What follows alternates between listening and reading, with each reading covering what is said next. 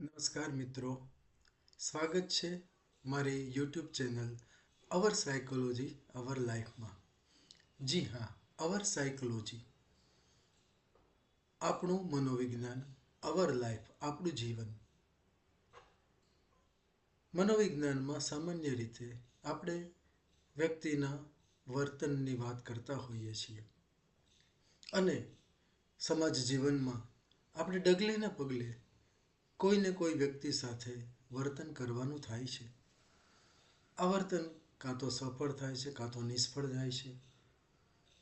જેમ કે ક્યારેક તમે કોઈ વ્યક્તિ સાથે પ્રેમથી વાત કરતા હો અને સામેવાળી વ્યક્તિ અચાનક ગુસ્સે થઈ જાય. તમને પણ આશ્ચર્ય થાય કે આવું તે શું થયું, આવી તમે શું વાત કરી કે એ વ્યક્તિ આટલી બધી ગુસ્સે થઈ ગઈ. તો ક્યારેક એવું બને કે પતિ પત્ની એકબીજા સાથે વાતચીત કરી રહ્યા છે અને આ વાતચીતમાંથી ઉગ્ર લડાઈ કે ઝઘડાનું સ્વરૂપ ધારણ કરી લે.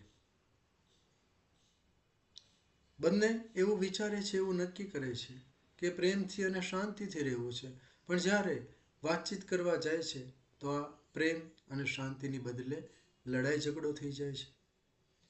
આજના સમયમાં દરેક લોકો સતત કોઈને કોઈ તણાવથી પીડાતા જોવા મળે છે. કોઈને વ્યવસાયની ચિંતા છે, કોઈને તબિયતની ચિંતા છે, કોઈને પૈસાની ચિંતા છે અને સતત ભાગ દોડ લોકો કર્યા જ કરે છે. આવા વાતાવરણમાં વ્યક્તિ સ્વસ્થ, તંદુરસ્ત નથી રહી શકતી. શારીરિક રીતે કે માનસિક રીતે પછી બીમાર પડે છે. તો આ તમામ પ્રકારની બીમારીમાંથી બચવું હોય કે પછી માનસિક રીતે સ્વસ્થ રહેવું હોય તો એ માટે સૌથી મહત્વનું છે આપણને આપણા વર્તનને સમજતા આવડવું જોઈએ. અને જો આપણે આપણા વર્તનને સમજી શકીશું તો જ આપણે અન્ય વ્યક્તિના વર્તનને પણ સમજી શકીશું.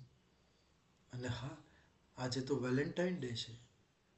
પ્રેમની યાદ ચોક્કસ આવે. દરેક વ્યક્તિ સાથે પ્રેમથી વર્તન કરતા આપણને આવડવું જોઈએ.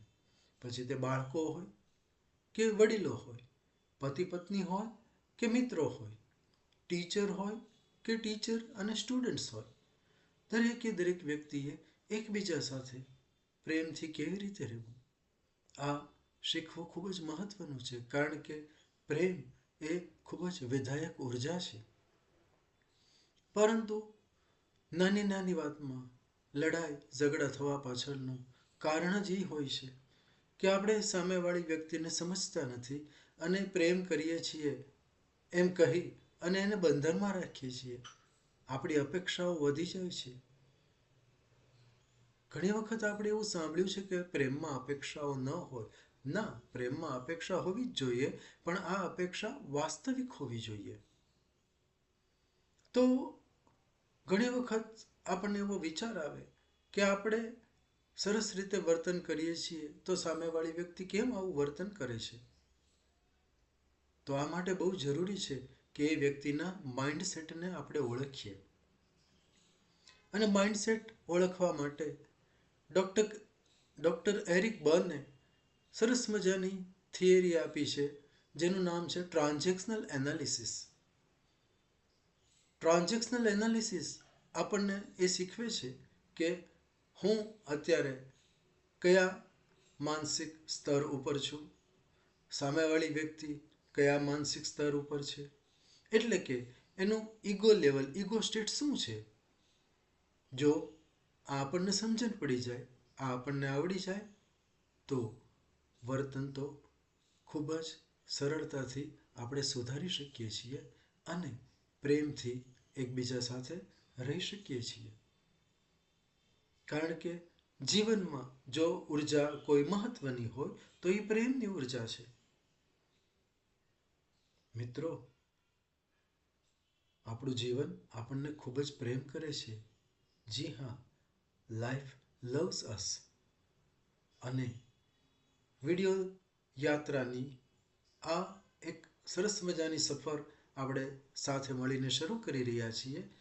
તો તેમાં હવે પછીના વિડીયોમાં આપણે જાણીશું કે ટ્રાન્ઝેક્શનલ એનાલિસિસ છે શું અને કેવી રીતે તમે તમારા ઈગો સ્ટેટને ઓળખી શકો, સામેવાળી વ્યક્તિના ઈગો સ્ટેટને ઓળખી શકો અને સરસ રીતે વર્તન કરી શકો.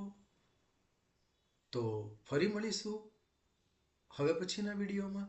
ત્યાં સુધી તમારા પરિવાર સાથે, તમારા મિત્રો સાથે પ્રેમથી રહો, આનંદથી રહો.